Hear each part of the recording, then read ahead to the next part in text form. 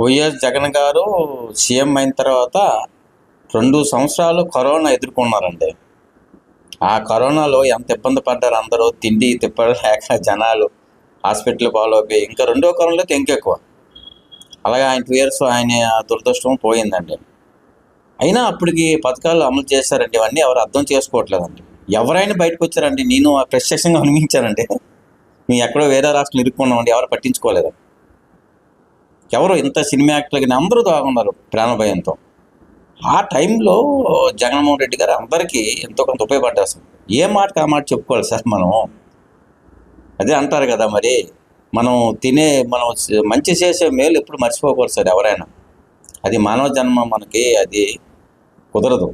మంచి చేసేవాళ్ళు ఎంతో కొంత మనం దానికి ఆప్యాయత చూపించుకోవాలి. సరే ఓడిపోయారు, అది వేరే విషయం. కానీ అన్నీ అబద్ధాలే. హాస్పిటల్ మేమే కట్టించాం, విశాఖపట్నంలో బిల్డింగ్ మేమే కట్టించాం, అది గ్లాస్ బ్రిడ్జ్ మేమే కట్టించాం, పోర్టులు మేమే ఓపెన్ చేస్తాం, ఆరోగ్యశ్రీ పథకాలు మేమే అమలు చేసాం, అమ్మఒడి మేమే ఇచ్చాం, రైతు భరోసా మేమే ఇచ్చాం, ప్రతి విలేజ్లకి క్లినిక్లు మేమే కట్టాము, రైతు భరోసా కేంద్రాలు మేమే కట్టాము.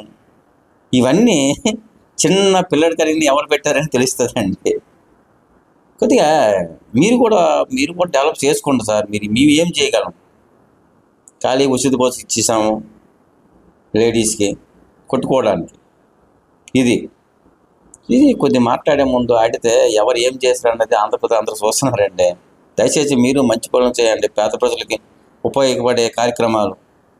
నీరు తోడి అమరావతి కట్టేస్తాం మేము. ఇవన్నీ మానుకోవాలండి. Thank you so much.